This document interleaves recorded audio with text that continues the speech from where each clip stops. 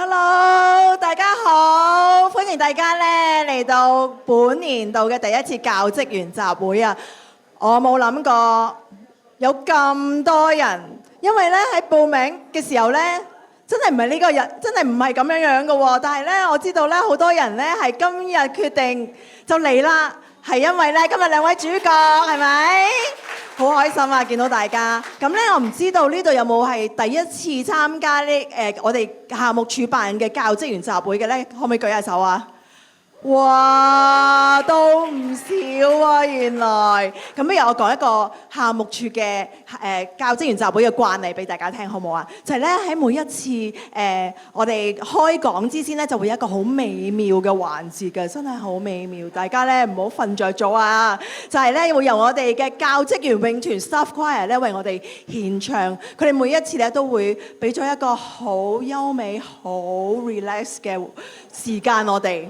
今日都唔例外嘅，咁今日咧佢哋咧係會唱一個嘅曲目，獻唱一個曲目叫做《Abide with Me》。咁不如我哋俾掌聲我哋嘅 Staff Choir 啊！有請 Staff Choir。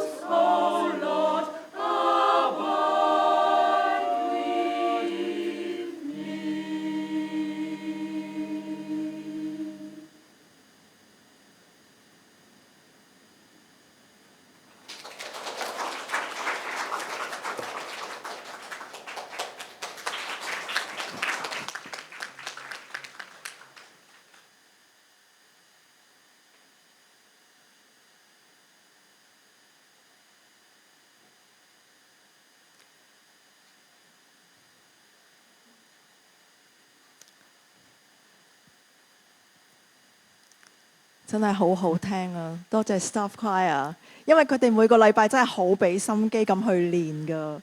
咁好啦，我相信大家咧都期待已久啊！對於我哋今日呢兩位新鮮主角，今日咧會有個特別嘅，就係咧今日咧會比較有啲深度啦，咁去 deep seek 兩位嘅，所以咧大家係啊，所有嘢清心直説。好啦，咁不如咧我介紹下今日兩位嘉賓啦。咁第一位咧就係9月1號啱啱新鮮上任嘅學生事務處輔導長李慧心教授。係啦，另外一位咧就係都係早佢1個月嘅啫，8月1號新鮮上任嘅新校牧余士陽牧師博士。好啊，咁我哋有請兩位上台好唔好啊？我哋慢慢傾。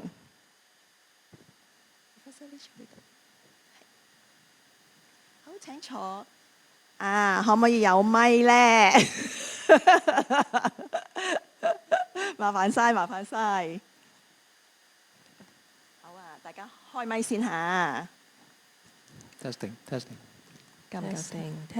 OK， 好啦，咁兩位好啊，我先自我介紹啦，我都唔記得我頭先有冇介紹啦。我係校務處嘅同工 Connie 啦。咁唔知兩位你哋會想人哋點樣稱呼你？你哋會覺得舒服嘅咧？叫我 Amy 啦。哦。咁我英文名就叫 Jack。咁所以咧，當我做咗牧師之後咧，我以前教人叫做 Jack 牧嘅。咁甚至咧就因為 Jack 有時咧會翻譯做即刻嘅。咁所以有啲人咧索性叫做積木，冇乜所謂嘅。所以咧你見到我，你個積木又得，積木又得嚇，咁魚木乜都得嚇。咁啊總之咧，我聽得明我就應㗎啦，一啲都唔介意嚇。主要大家能夠記得到。咁大家以後見到佢哋識得點樣同佢哋打招呼咯喎。咁好啊，兩位應該喺上呢份新工之前咧，都會經過呢個面試嘅階段㗎，係咪？唔知大家仲記唔記得咧？當其時有冇人叫你哋自我介紹啊？通常每一份工咧，大家都會俾人話叫你自我介紹一下你自己，好唔好啊？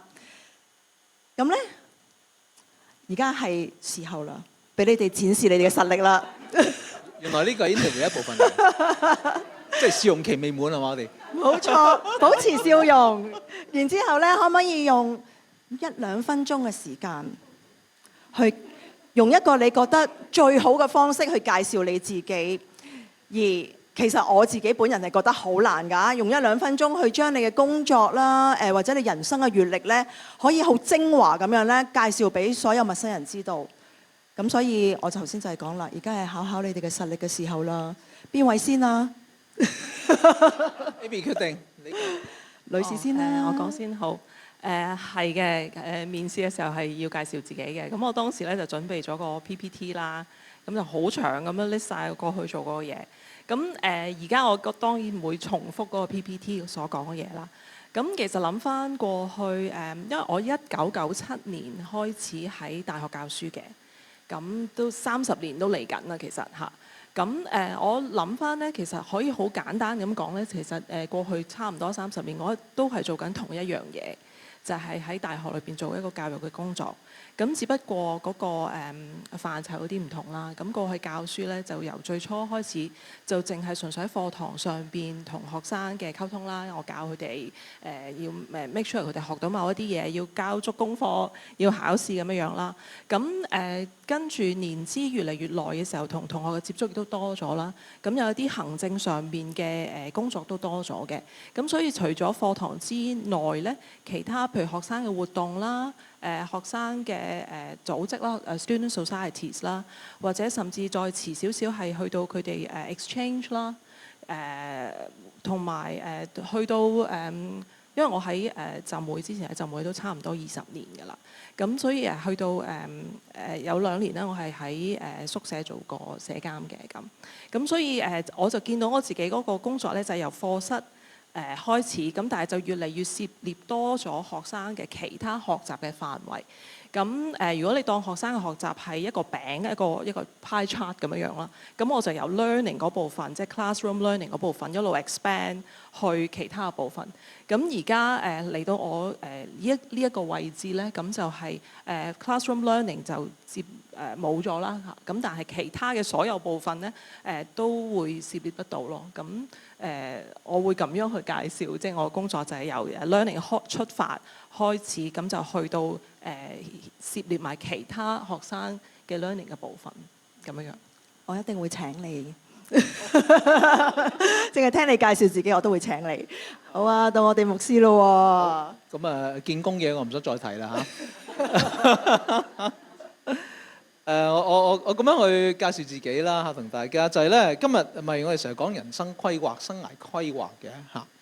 咁咧就我諗翻轉頭嚇，我人生規劃係點咧？係滿布意外嘅，滿布意外。點解咧？嗱，第一我連我出世係咪一個意外都未搞清楚嚇。咁咧我有5個哥哥姐姐，我排第6最細我。佢哋個個都係咧2至4年到之間嘅啫嚇。我對上個哥咧同我同一個生肖嘅，喂諗下。咁我問呢啲唔同阿哥同家姐咧，各有各講。有啲人又話我係啊，你意外嚟；有啲人又話唔係，阿爸阿媽話要生你嘅。咁真係點啊？咁嚇唔緊要啦。到而家我冇定案啫嘛。阿爸阿媽又唔喺度啦，冇得對證啦嚇。咁咧另外就我細個就唔讀書嘅，由幼稚園就俾老師鬧到小學、中學啊，屋企人又鬧。咁嗰陣個個人都鬧噶嘛，即係唔讀書嘅就係將來就做咕喱啊咁樣嗰陣，即係咁教仔女噶嘛，係嘛？咁今日有句説話啦嚇，唔讀書就做運輸啊嘛嚇。咁我心諗做咕喱咯，都係正確職業啫，乜問題啊？咁咧就我又冇乜自尊問題喎，係咁鬧我又係咁懶嚇。咁啊，甚至英文咧成日俾人笑啊，因為我成日亂講英文，咁啊啲同學就係笑我魚雞腸嘅嚇。咁咧，但係因為我英文差嚇，我仲記得我後尾就讀完中2就移民加拿大，屋企人要我。咁啊，我仲記得有個女同學咧，我臨走前問我，佢話余上啊，你知唔知加拿大英文係咩啊？我就話加拿大咁啊。佢話係 Canada 咁啊。咁好啦，到我移民咧，咁我諗住就做運輸啦，係咪？咁大件事。咁我去到咧就唔係去溫哥華、多倫多啲大埠，嗰度好多華人㗎嘛，好多香港人。我就去咗一個地方叫 Winnipeg， 邊個人知㗎？邊個人去過 Winnipeg 㗎？去過嘅。竟然你呢個讀書㗎？你 UVM 畢業㗎？哦，哇！竟然哇，真係好難得啊！一陣要我再同你要相見下先。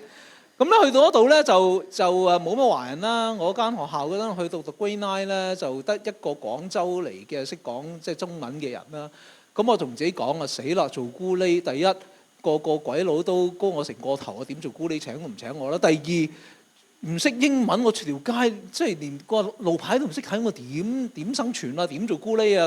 咁因為咁啊驚咧，我就發奮讀書。咁啊諗住就做運輸，最尾咧就大學都畢業埋。呢個係咪意外咧？即係唔係我計劃出嚟嘅嚇？唔係我突然間有個鴻圖大志，唔係係我突然間驚嚇，即係我做唔到咕喱咁點啊？就真係發奮讀書啦嚇！原來咧嚇仔女唔係話將來你唔讀書將來做咕喱，係嚇咗嚟將來你唔讀書連咕喱都做唔到咁樣咧就得㗎啦嚇！咁然之後咧就後尾以為會讀工程啦，做工程師啦嚇。咁點不知咧就即係長話短説嚇，今日我唔入到嗰度啦，就係咧。總之我信耶穌，咁啊神呼召我，咁啊做咗4年工程咧，我就入咗神學院，咁啊而家做咗一個傳道人牧師到而家啦嚇。咁諗住喺自己母會咧終老嘅嚇，我仲記得我好多啲自己啲個人信件咧就寄去教會算嘅，因為我費事自己嗰陣仲係單身搬來搬去咧要改地址啊，我諗住橫掂都要退休㗎啦咁點不知咧就有機會有人就即係叫我讀個博士然後教神學啦咁我就唔知做乜，我傻更更我聽佢講喎，咁啊去報啦，咁諗住就去讀博士，然後會喺又終身會喺神學院教書。點知就識咗而家我嘅太太多嗰陣嘅女朋友，後尾好快變咗未婚妻咧。就因為咁咧，就意外地轉接咧，就由我母會就轉咗去播道會嘅一間堂會。張合約係10個月嘅嚇，我係諗住喺嗰10個月內咧就搞結婚咁，然後咧就去外國讀書噶啦，同當時即係個未婚妻。點不知咧就臨結婚前2個月收到個電郵，我 PhD 嘅 supervisor 個老師就話咧：我唔做咯，我走咯，拜拜。咁都冇書讀喎，然後留低咗，然後同老婆講，然後同教會講，老婆就話真係好，我祈咗禱好耐，求神俾我唔使去加拿大捱凍啊咁。咁然後教會就話係啊，我哋成個執事會都為你祈禱，求神俾你讀唔成書啊咁。即係好險惡啊！呢個世間係嘛？教會都有啲事發生嘅嚇。咁亦都因為以為係去咗神學院啦，就留低咗喺嗰陣。我以為做10個月嘅教會，留低咗8年嚇。咁喺嗰度按埋目，結咗婚，生咗2個仔，就讀咗另一個嘅 Doctor Degree 啦，即係叫 Doctor Ministry 啦嚇，教學博士咁嚇。咁種種其實我諗轉頭咧，就係我成個人生規劃咧，就充滿意外。而家我有嘅嘢咧，全部基本上都唔係我計劃嘅嘢嚟。咁所以我就即係奉勸大家，亦都我自己學咗呢個嘅功課，就係咧，千祈人生唔好講得咁實 ，never say never，永不説不。啊，果然真係有啲深度喎。好啦，咁兩位都係學者啦，咁我都好相信嘅，什麼人讀什麼書。咁咧，我知道喺你哋嘅專業領域裏邊，你哋一定讀過好多好多你哋嘅領域裏邊嘅書㗎啦。咁但係我反而咧係好想知道，其實喺你哋嘅生命歷程裏邊啦，或者係你哋自我成長嘅過程裏邊啦，有冇一啲書係好影響你哋嘅心嘅？因為今日其實呢個題目咧，生命的養分咧係兩位傾出嚟嘅。咁即係話今日大家所聽到嘅，係一啲同個心嘅營養係會有關嘅嘢嚟嘅。咁我就好想知道啦，喺你哋過去成長嘅過程裏邊啦，咁其實有冇一啲書真係好影響到你哋嘅心？咁而嗰種影響可唔可以好真實咁樣去分享出嚟呢？我知道係有啲難嘅，咁但係我相信你哋做得到嘅。交俾你哋。好，我係好中意睇書嘅。我記得咧，我小學嗰陣時咧就開始睇即係我睇書都好雜嘅，睇小説。咁小學睇衛斯理啦，因為我媽咪睇衛斯理，咁我又跟住去睇咁一路睇有啲言情小説要睇啦，譯書啊、神學論啊，全部都睇。咁跟住上咗中學咧，就係因為學校要求我哋睇書，我哋淨有一堂咧叫 library 堂。咁係即係規定你一定要乜都唔可以做，你要睇書咁。咁我就俾咗自己一個計劃，就每個禮拜要睇一本書。咁我就一路係咁睇書。咁但係就睇得好雜嘅，真係我唔係話好跟住話有用嘅書或者有益嘅書睇。咁我就覺得得意我就睇啦咁。咁我好記得咧，我中3嗰年咧，我就唔知邊個同學同我講有一本書叫做《飄》啊，中文譯咗做《飄》。咁其實有套電影嘅就係叫《亂世佳人》，係啦。咁英文嗰本書叫《Gone with the Wind》，係一個磚頭咁大本書。咁我聽到同學講啦，咁話好得意喎，咁我就走去睇，我就買咗嗰本書嚟睇。咁啊，對於一個中3嘅學生嚟講咧，就相當辛苦，足足睇咗我1個禮拜。咁咧，但係我覺得咧，好辛苦，睇1個禮拜，好辛苦。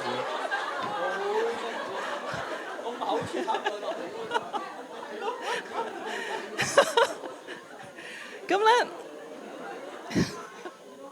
咁但係咧，其實我一諗翻轉頭咧，即係嗰個書，即係嗰個經驗咧，對我嚟講係一個即係好有趣嘅發現嚟嘅。咁我好中意書裏邊3個人物，女一啦，即係個女主角啦，叫 Scarlett O'Hara。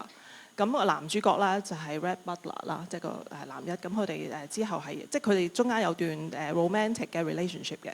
咁另外有一個咧，我好中意就係女二啊，就係其實個女主角咧細個嗰陣時有個青梅竹馬嘅朋友啦嚇，咁佢成日都覺得自己好中意嗰個男仔嘅，咁就覺得我一定會嫁俾佢噶啦咁。咁但係後來就唔係喎，即係嗰陣時因為個時代背景就係Civil War 南北戰爭嘅時候啦，1860幾年咁樣。咁要打仗啦，咁呢個女一咧就話不如我話俾佢知我中意佢啦咁樣，咁就想即係同佢結婚咁。咁但係呢個女仔其實係好任性嘅一個人嚟嘅。咁一路睇個書咧就知道咧，其實佢即係睇得出佢根本係唔知道自己真係中意啲乜嘢嘅，即係個好任性嘅人就覺得好 stubborn 咁覺得我係要咁樣，我要咁樣，我要做呢件事。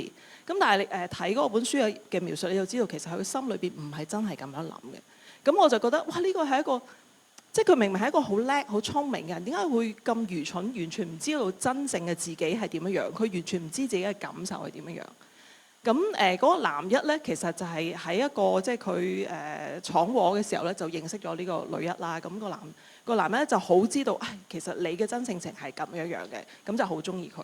咁 anyway，咁呢個咁嘅糾纏啦，咁對我嚟講咧，即係呢本書雖然你可以話係即係一個愛情故事啦，就係一個好簡單嘅愛情故事。雖然佢橫跨一個好重要嘅年代咧，亦都係個家族嘅幾個 generation 咁。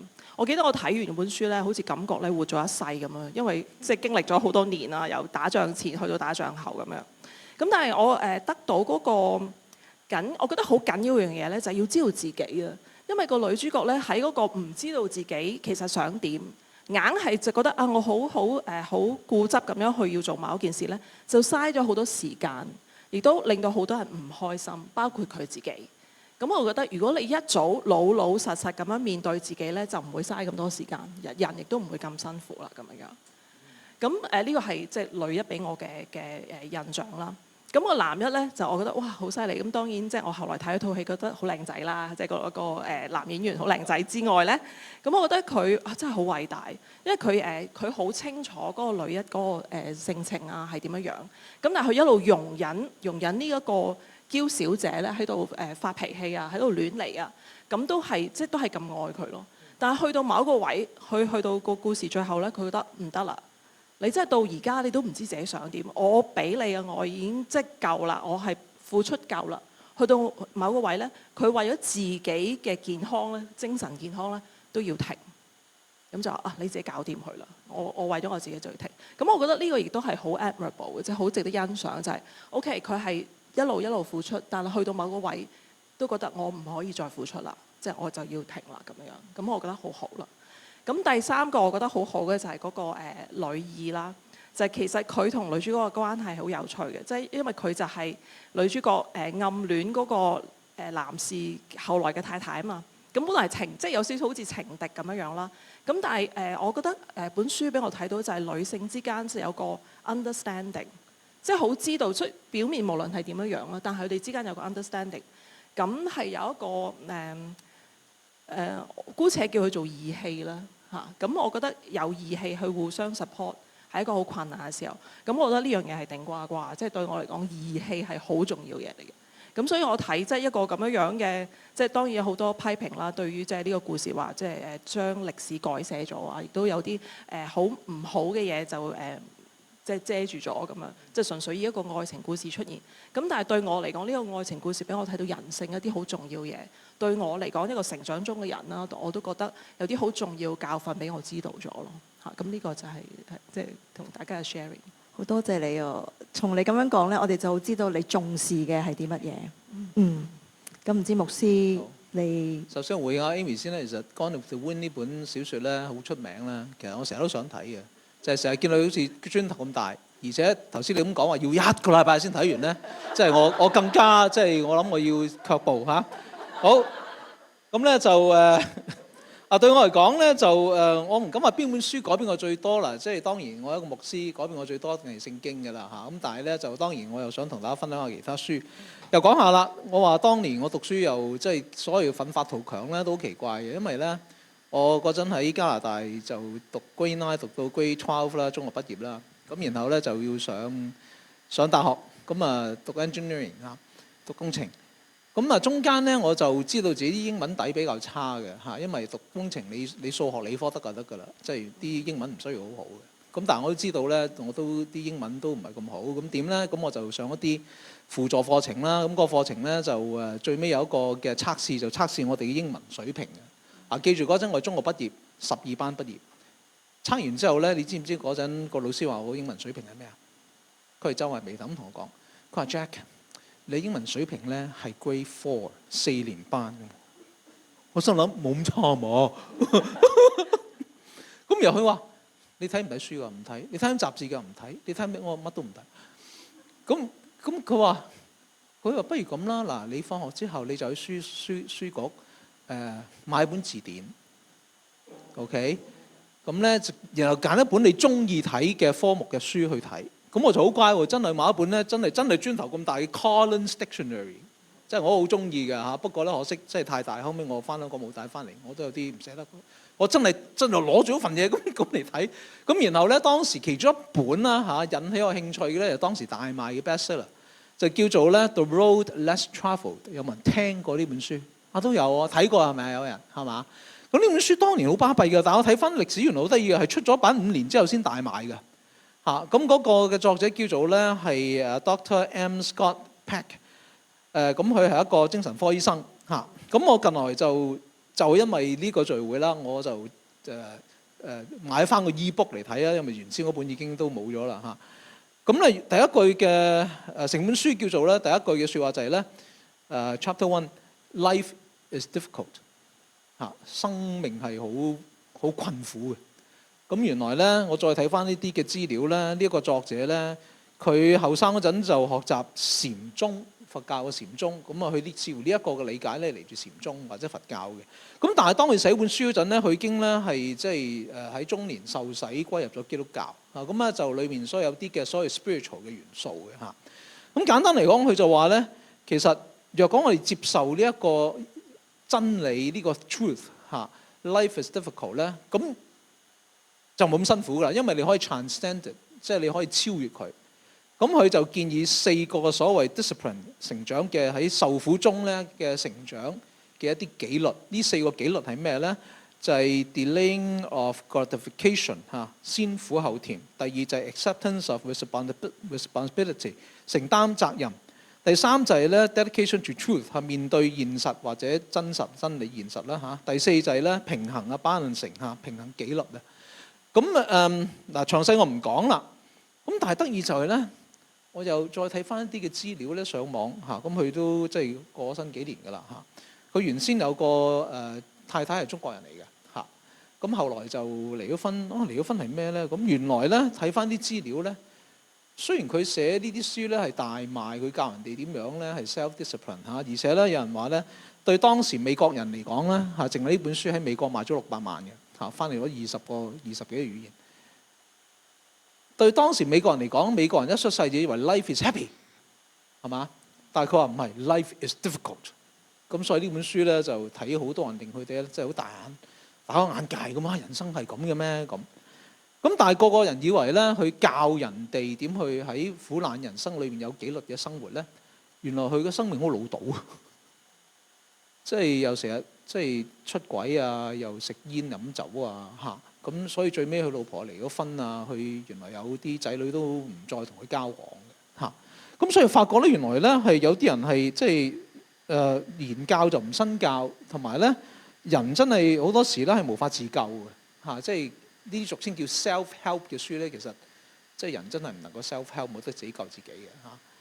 咁呢個就自己學習，但係呢個作者嘅書先啦，最少嚇我都睇咗幾本嘅，我都幾欣賞。其中一本書我讀神學要睇嘅，就係講驅魔嘅嚇，所以講翻去做一個精神科輔導員，有時要面對住呢啲咁嘅情況咧，去講佢即係從佢自己嘅 medical practice 所處咧一啲嘅個案嘅歸納嚇，咁都係一本算係佢最後一本書嚟嘅。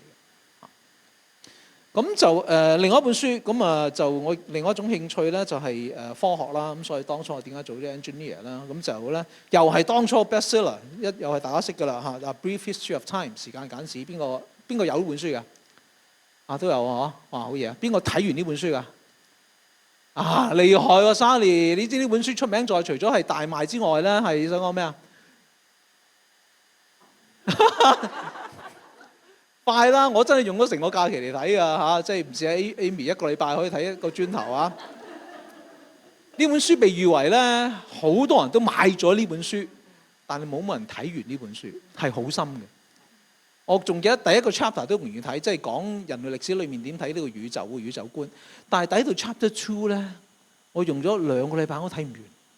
後尾我放低咗唔睇，後尾我唔憤氣，到我放聖誕假嗰陣咧，讀緊大學，我再攞翻成個聖誕假就掛住睇本書，終於捱完睇完咗佢。所以到而家好自豪，我睇完嗰本書㗎。明明一件事我睇完咗嚇。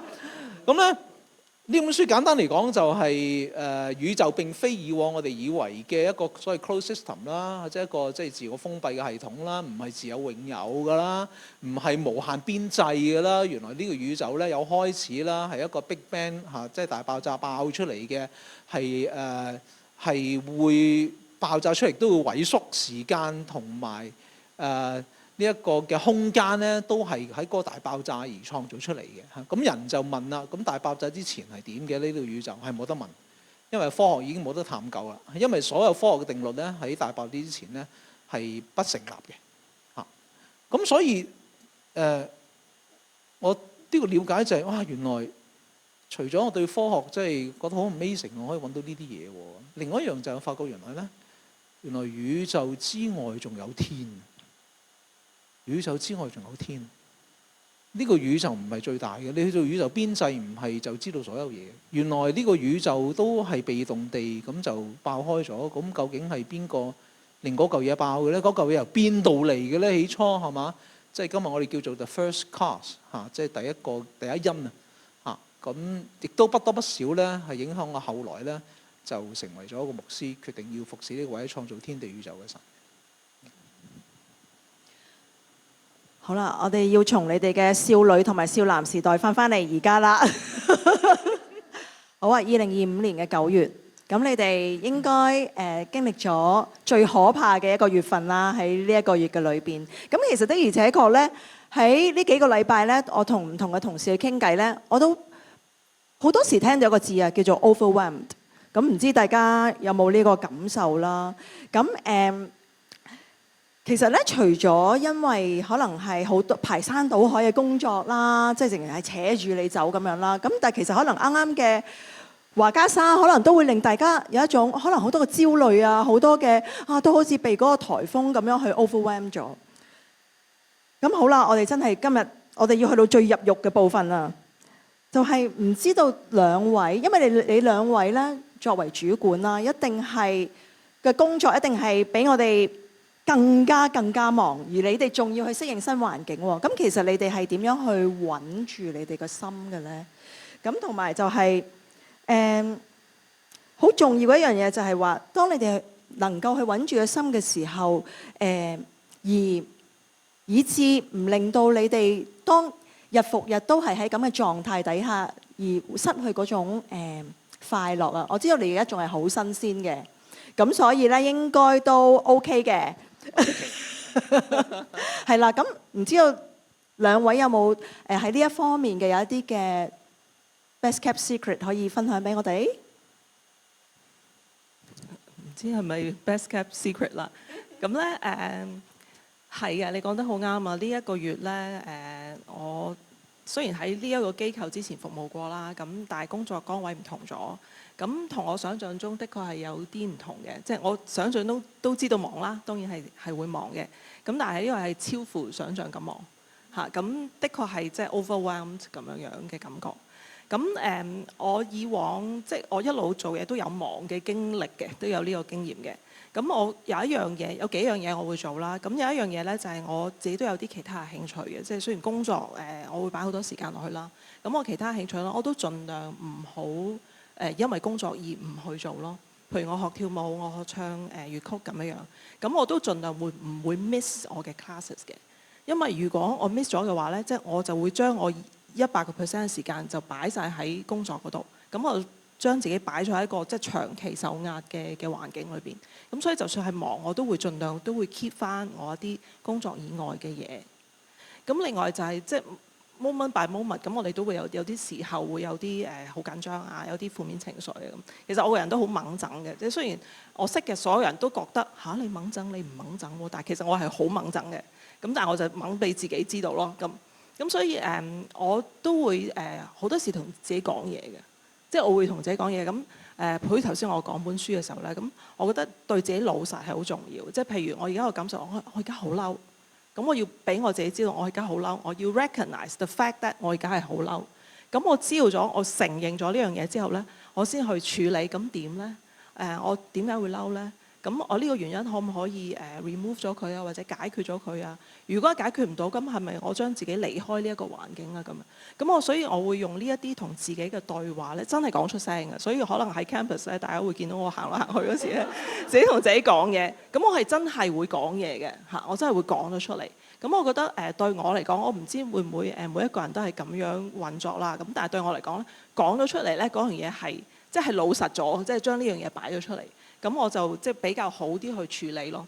咁有時有啲自己自私啦少少嘅嘢，咁我都會盡量 observe 我自己嘅行為就話，頭先你咁樣答人就實在太衰啦，咁跟住會鬧自己啦。咁即係我真係會咁樣嘅嚇。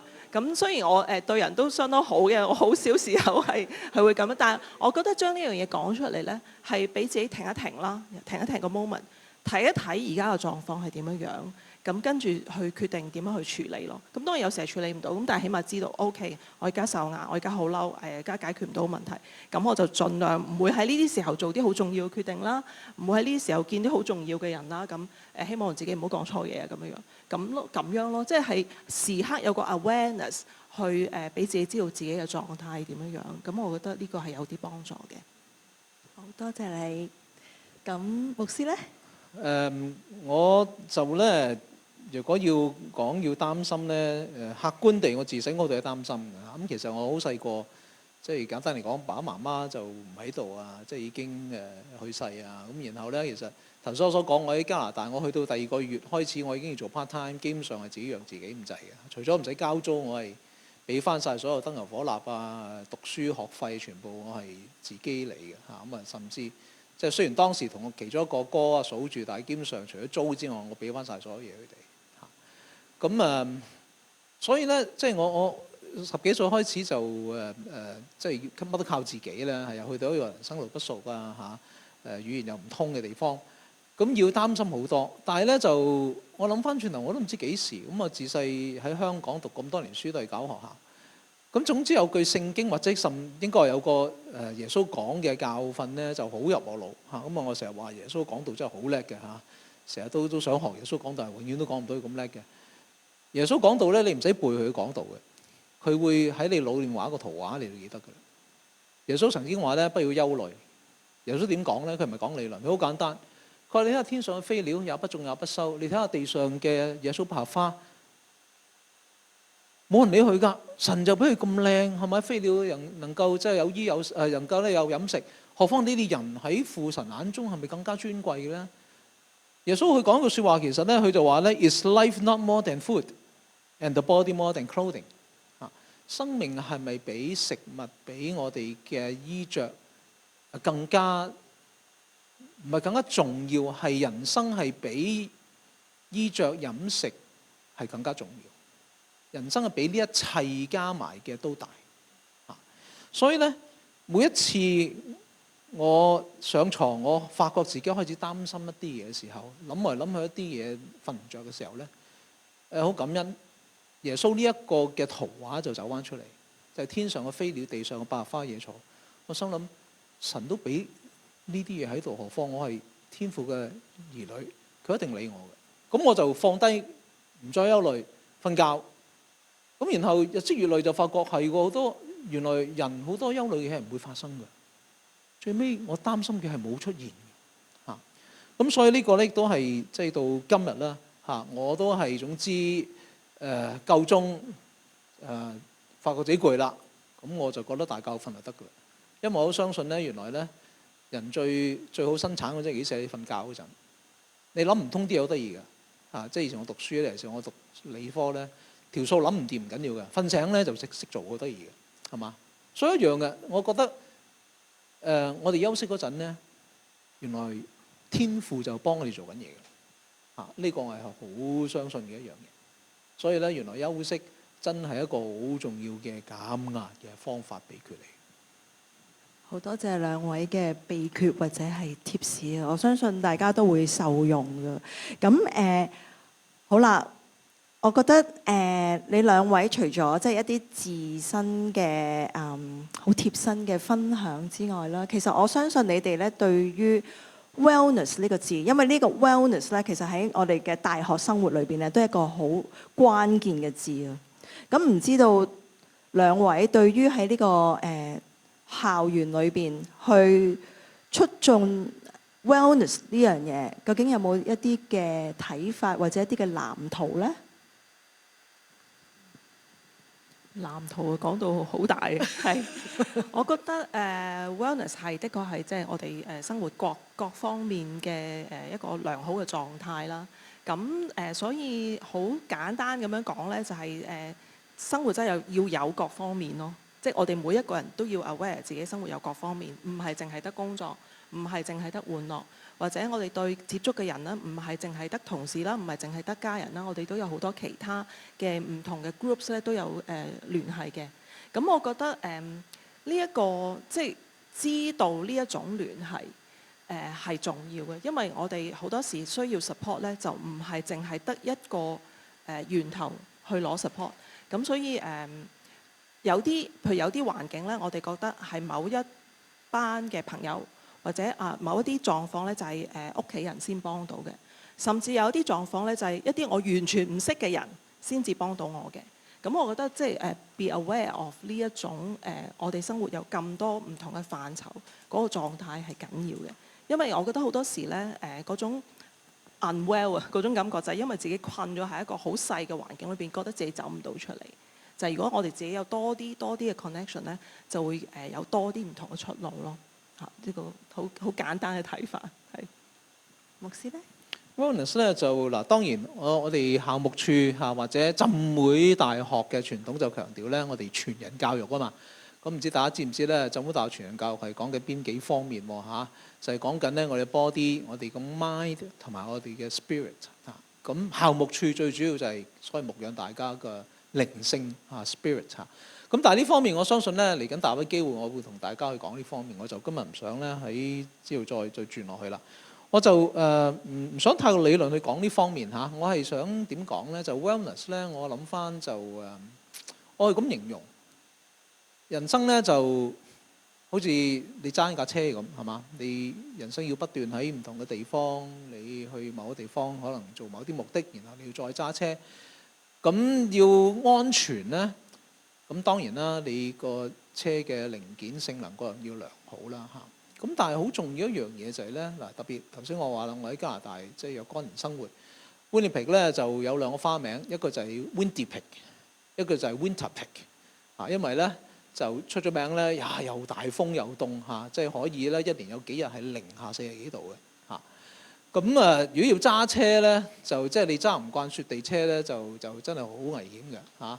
我仲記得有一次咧，就係落到就係啲雪咧，即係去到膝頭咁高起碼，咁咧就啲同學話要車出去，唔知即係 city 外面個幾鐘咩地方玩雪橇喎咁樣係嘛？咁我去到咧，原來我遲到，人哋玩完啦，咁我走啦，唔緊要啦咁。咁但係咧就哇，根本條路你啲雪咁高咧，仲高過你條唐太喎，呢啲點揸？咁咧你只能夠咧即係咁好在其實咧就啱有另外一個新人同學咧就坐我隔離，佢又教我點揸嚇。佢話嗱，唔緊要㗎，你對住前面即係已經有前人行嗰條路㗎啦嘛，你沿住嗰條路行就得㗎啦。即係總之你見人前車碌嗰條坑，你嗰兩個車落翻嗰條坑乜就得啦咁樣嚇。咁我就嘗試啦。咁但係咧都冇辦法，都會有時咧會跣軚咁啊，個圈咪兜下啦。咁但係就之前識揸車嘅咁嘅情況，你一定就唔會揸得近前面架車啦，就可能就埋一齊嘅啫咁。咁咧就咁啊一跣咁啊車打圈咁點咧？咁同我就揸緊條軚，揸緊堂軚啊咁樣啊，即係hold steering咁揸實咁，然後咧就擺翻正咁，然後再行翻落嗰條坑度繼續行。咁我睇翻人生都係㗎。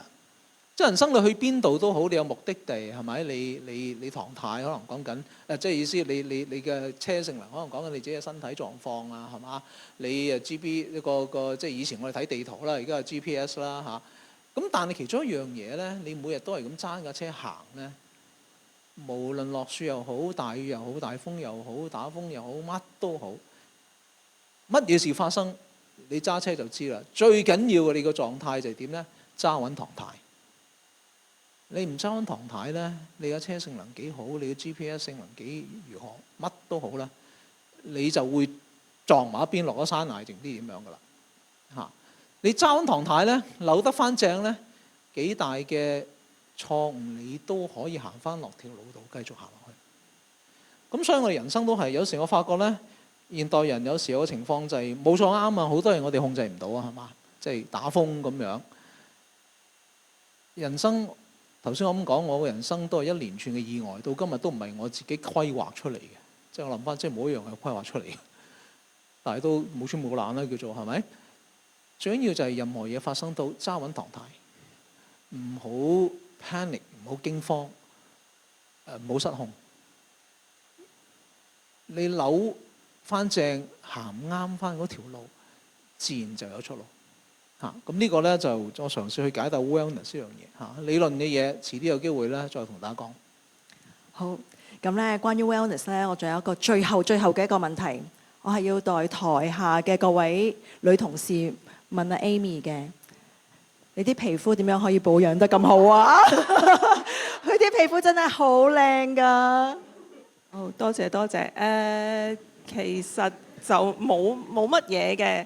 咁我諗係，如果大家見到我媽咪咧，就會知道，就會明白晒所有嘢啦。係因為我媽咪今年76歲，都係皮光肉滑，好係咯。我諗即係純粹完全唔關我事嘅，其實係啊，我係非常幸運係。好啦，咁咧有趣嘅時光咧，實在過得太快啦。咁咧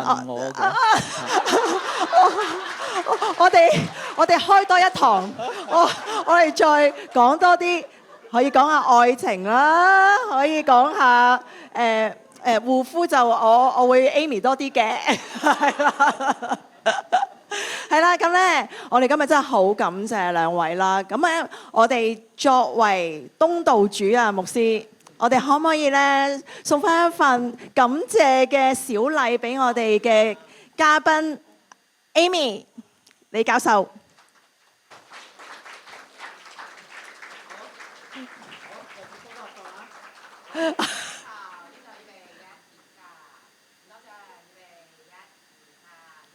好多謝晒兩位，多謝晒兩位。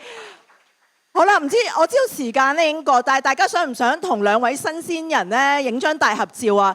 因為咧佢哋之後唔再新鮮噶啦。咁麻煩兩位可能喺下邊啦。咁我哋喺台上。